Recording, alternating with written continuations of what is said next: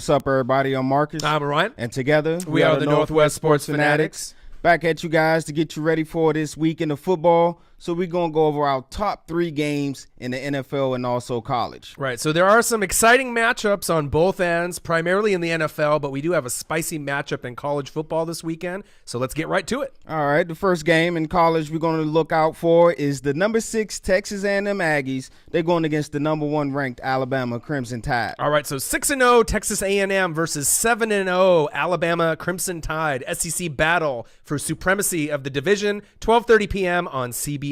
All right, and keys for the A&M Aggies to win, of course, you have to stop the run. They gave up 282 yards versus Tennessee in the victory, but Alabama ran for 438 yards versus Tennessee, so something has to give. Right, so Bama has scored 49 points in the last 2 matchups, and they've had 3 ranked opponents in the last 3 weeks, but they've been able to kind of, take it to them. Right. A&M to win this game is going to be key with Trevor Knight, the quarterback, transfer from Oklahoma.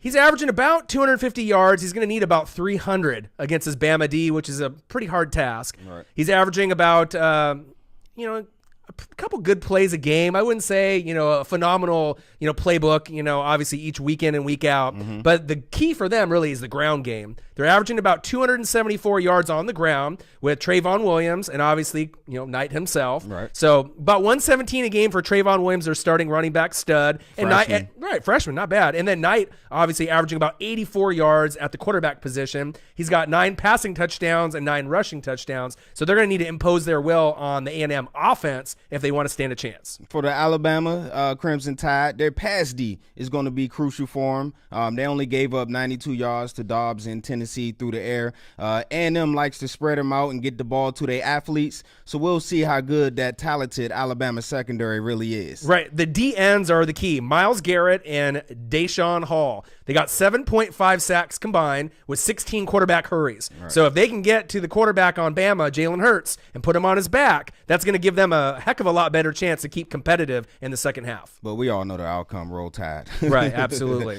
All right, also, there are 2 other interesting games for you guys to check out. Number 17, Arkansas, they're traveling to number 21, Auburn.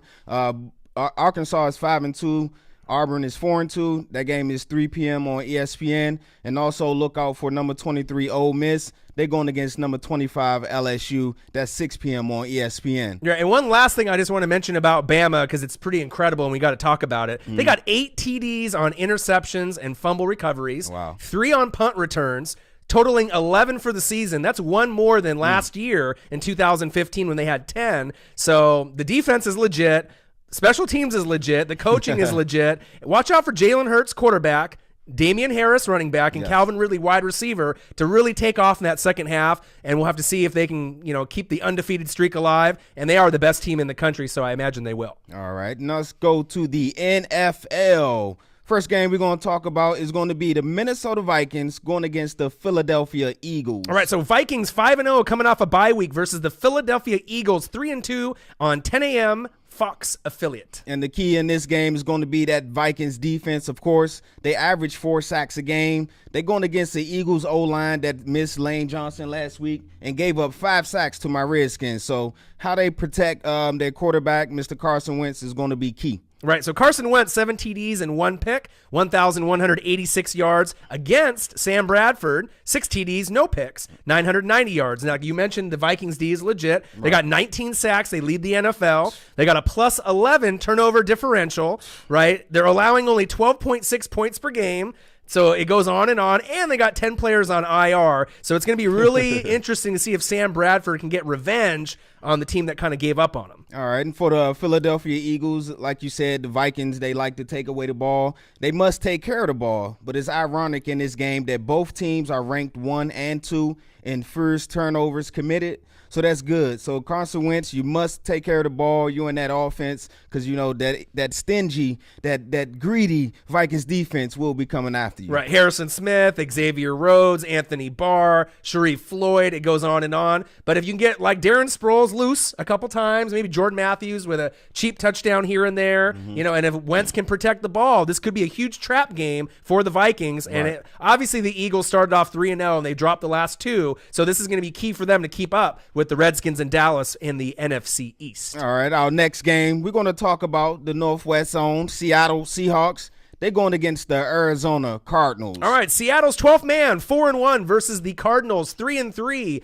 5:30 p.m. on NBC on Sunday Night Football. All right, and the key for the Seahawks is that they're going to have to limit the big plays. Deshaun Shedd and also Jeremy Lane, you got to lace them cleats up and be ready to prepare a Cardinals offense that seem like it's just about to hit their stride. Right, so Seahawks have won the last 3 in Phoenix Stadium, including a 36-6 beatdown in Week 17 of last season. But the Cardinals are starting to get better. They kind of started off a little slow this season. Yeah. Key matchup is going to be David Johnson, 8 TDs on the ground versus Seattle Seahawks, 3rd-ranked defense. So it's really going to be a key matchup to see, because if David Johnson gets loose, like he did last weekend with those 3 TDs, this could be a long night for Seattle in the 12th man. And like you said, the Arizona Cardinals, they're on a 2-game win streak, but you played, the 49ers and the Jets. You won both of those games by a combined score of 61-24.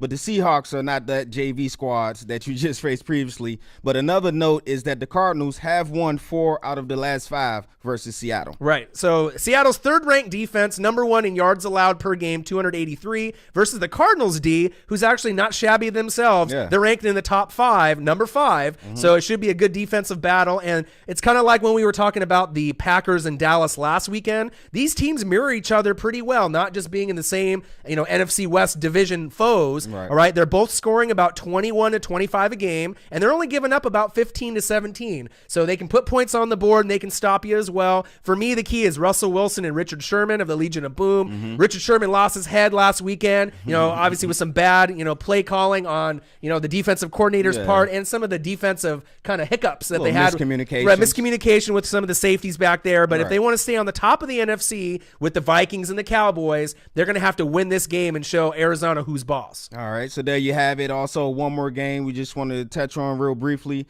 The Houston Texans, 4-2. They're playing against the Denver Broncos, 4-2 on Monday night on ESPN 5:30. It's the Brock Osweiler Bowl. Right, so it's Brock Osweiler has a chance to kind of show his old team if he was worth that money. But I heard, obviously, with Von Miller and Denver's D, they're ready to eat him up. Yes, so sir. we'll have to wait and see on that matchup. But it should be a pretty spicy one for Monday night. All right, there you have it. A couple of games for you guys to look out for, get you ready for a football weekend. I'm Marcus. This is Orion. Only got one question for you. Who talk sports like us? Northwest Sports Fanatics.